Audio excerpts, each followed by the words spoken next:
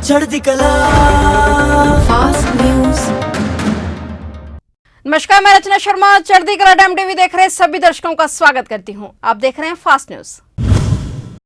प्रधानमंत्री नरेंद्र मोदी ने आज गुरुवार को कहा कि वर्ष 2014 के बाद से भारत में जितने भी आम बजट आए हैं उनमें एक पैटर्न रहा है और पैटर्न ये है कि हमारी सरकार का हर बजट वर्तमान चुनौतियों के समाधान के साथ ही न्यू एज रिफॉर्म्स को आगे बढ़ाता रहा है। उन्होंने कहा कि इस साल के बजट में भी इंडस्ट्री के लिए ग्रीन क्रेडिट है तो किसानों के लिए पीएम परिणाम योजना है। ग्रीन ग्रोथ को लेकर इस साल के बजट में जो प्रावधान किए गए हैं वो एक तरह से हमारी भावी पीढ़ी के उज्जवल भविष्य का शिलान्यास है। वे आम बजट 2023-24 में की गई विभिन्न घोषणाओं पर विभिन्न पक्षों को संबोधित करने के मद्देनजर हरित वृद्धि पर आयोजित एक वेबिनार में बोल रहे थे। प्रधानमंत्री नरेंद्र मोदी ने कहा कि हमारा ट्रैक रिकॉर्ड बताता है कि भारत अपने लक्ष्यों को समय से पहले हासिल कर लेता है। स्थापित बिजली क्षमता से हमने 40% गैर जीवाश्म ईंधन में 9 साल आगे का लक्ष्य हासिल किया है। पेट्रोल में 10% एथेनॉल सम्मिश्रण लक्ष्य से 5 महीने पहले हासिल किया गया है।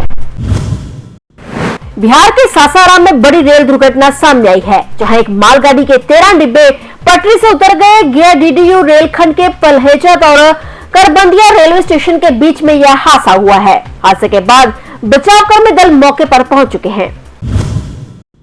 मुख्यमंत्री मनोहर लाल ने बतौर वित्त मंत्री गठबंधन सरकार का चौथा बजट पेश कर दिया है। आज उन्होंने विधानसभा में बजट पढ़ना शुरू किया।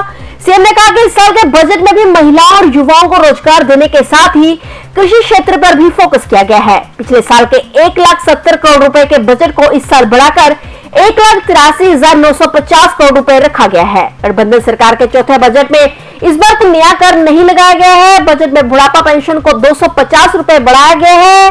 अब 1 अप्रैल 2023 से सभी लाभार्थियों को पेंशन 2,750 रुपए मिलेगी। इससे पहले 2,500 रुपए पेंशन दी जाती थी।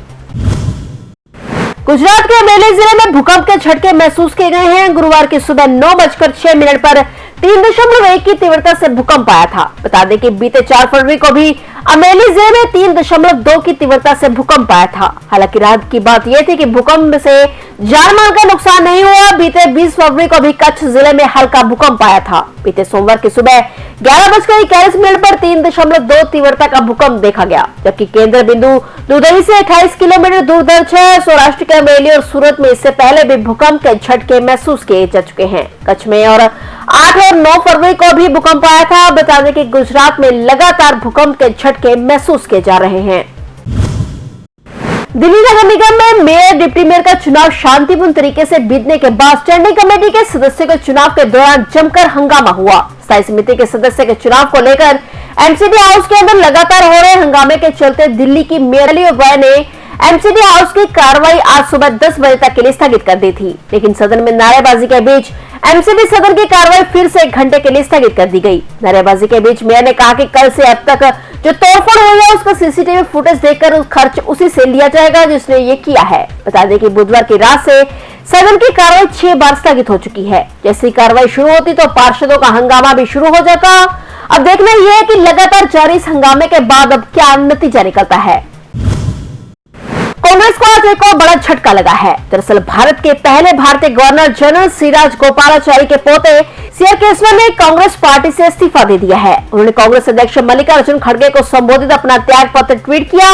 बता दें कि उन्होंने 2001 में कांग्रेस ज्वाइन की थी, जिसके बाद अब लंबे समय में पार्टी में रहने के बाद आज खड़गे को लिखे अपने त्याग पत्र में केशवन ने कहा कि 2 दशकों से अधिक समय तक पार्टी के लिए काम करने के बाद उन्हें इसका कोई औचित्य समझ नहीं आ रहा। उन्होंने अपने इस्तीफे में लिखा कि वे विदेश से भारत केवल देश की सेवा करने के लिए लौटे थे, लेकिन अब वह मौका उन्हें इस पार्टी में नहीं दिया जा रहा। उन्होंने कहा कि यह उनके लिए एक नया रास्ता तय करने का समय है, इसलिए वे तत्काल प्रभाव से कांग्रेस पार्टी की प्राथमिक सदस्यता से इस्तीफा देते हैं। पंजाब के आवास निर्माण एवं शहरी विकास मंत्री अमन अरोड़ा ने कहा है कि पंजाब अफोर्डेबल हाउसिंग पॉलिसी 2023, जिसको पंजाब के मुख्यमंत्री भगवंत मान के नेतृत्व वाले मंत्रिमंडल द्वारा मंजूरी दी जा चुकी है, आम लोगों का अपना मकान बनाने का सपना साकार करने के साथ साथ राज्य में रियल एस्टेट सेक्टर को बढ़ावा देने में अहम भूमिका निभाएगी। यह नई नीति समाज के निचले, मध्यम और कम आमदनी वाले वर्ग को किफायती मकान मुहैया करवाने के लिए डेवलपरों की मांगों को ध्यान में रखकर बनाई गई है। इस नीति के अंतर्गत प्लाट का आकार अधिक से अधिक 150 वर्ग गज तक और फ्लैट का आकार अधिक से अधिक 90 वर्ग मीटर तक निर्धारित किया गया है। आम लोगों को सस्ती दरों पर प्लाट मुहैया करवाने के लिए बेचने योग्य क्षेत्र को 62% से बढ़ाकर 65% किया गया है और प्लाटों वाले क्षेत्र से गुजरने वाली किसी भी मास्टर प्लान सड़क समेत प्रोजेक्ट के कुल प्लाट क्षेत्र पर बेचने योग्य क्षेत्रफल दिया जा रहा है।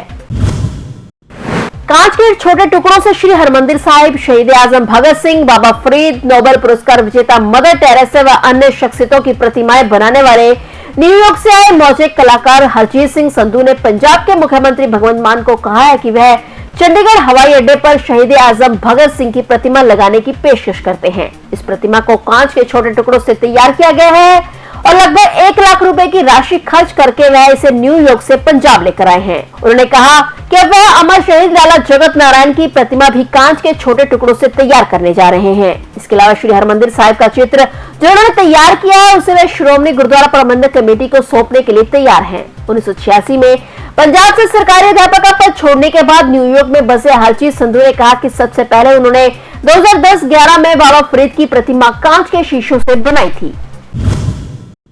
विजिलेंस की रडार पर आए पंजाब के आम आदमी पार्टी के विधायक अमित रतन को विजिलेंस ने गिरफ्तार कर लिया है। अमित रतन को राजपुरा के पास से गिरफ्तार किया गया है। जानकारी के मुताबिक उनके पीए को कुछ दिन पहले रिश्वत लेते विजिलेंस ने रंगे हाथों पकड़ा था। उस समय तो अमित रतन पर एक्शन नहीं लिया गया, लेकिन खबर है गिरफ्तार कर लिया गया।